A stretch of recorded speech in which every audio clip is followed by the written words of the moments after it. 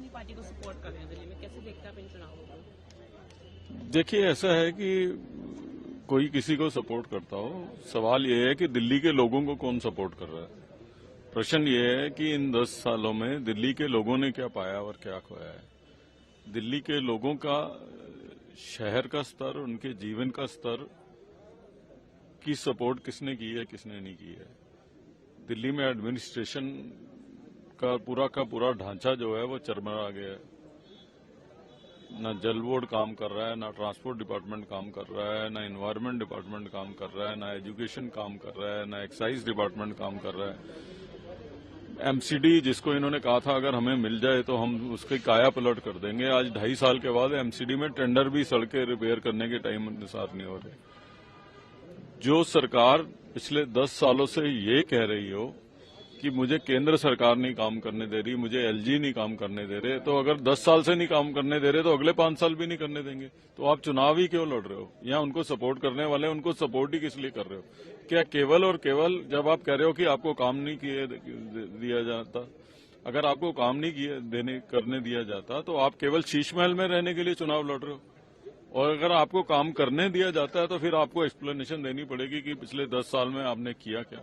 तो इसलिए ये दोहरी बातें चलने वाली नहीं है और इससे कोई फर्क नहीं पड़ता कि कौन किसको सपोर्ट कर रहा है और किसको नहीं कर रहा।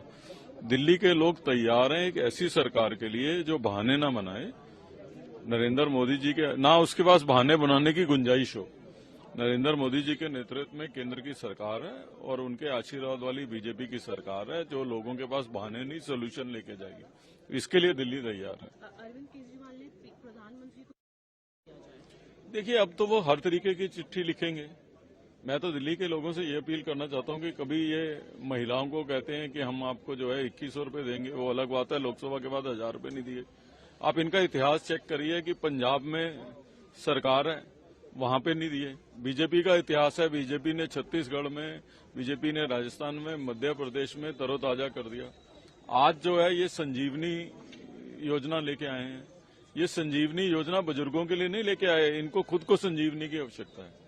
बुजुर्गों के लिए अगर इनको चिंता होती तो आयुष्मान भारत की योजना दिल्ली में कब से लागू कर देते, जो उनका इलाज के लिए उनको कार्ड देता है कि पूरे देश में उनका इलाज हो सकता है। तो इसलिए अब ये चिट्ठी लिखें, घोषणा करें, ये अपने चुनाव के लिए कर रहे हैं, लोगों के लिए नहीं कर रहे हैं। कांग्रेस ने भी स्कीम लागू करी जिसमें 25 लाख का हेल्थ इंश्योरेंस कवर देगी, 2500 महिलाओं को उन्होंने वादा करा है। देखिए, जिन स्टेटों में उनकी इलेक्शन रही है और मैं तो उनको बखूबी जानता हूं, वहीं लागू नहीं कर पा रहे। आज हिमाचल में डेफिसिट है बजट, कर्नाटका में पूरी स्कीम्स, आज कर्नाटका में पैसा नहीं है टेंडर करने के लिए। तो उसके लिए केवल घोषणा करने से नहीं होता। घोषणा तो आज अरविंद केजरीवाल से आप कुछ करवा लो, इनको जाके कोई सुझाव दे आता है कि आज इनको कह दो। कोई अगर सुझाव दे आएगा तो रिपोर्टर्स के लिए भी सब्सिडी अनाउंस कर देंगे कि अगर इनको लगेगा कि वोट आ सकते हैं उनके तो इसलिए इनको तो जो सुझाव दिया हो ये वो सब्सिडी अनाउंस कर देते हैं।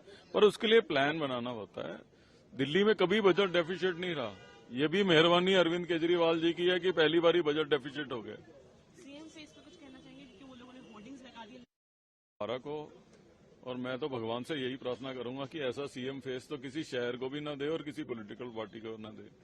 ये वही फेस है जब कोविड में लोग बाहर मर रहे थे, ये सचिवालय जाते थे तो शराब नीति बनाते थे, घर जाते थे तो शीश महल प्लान करते थे।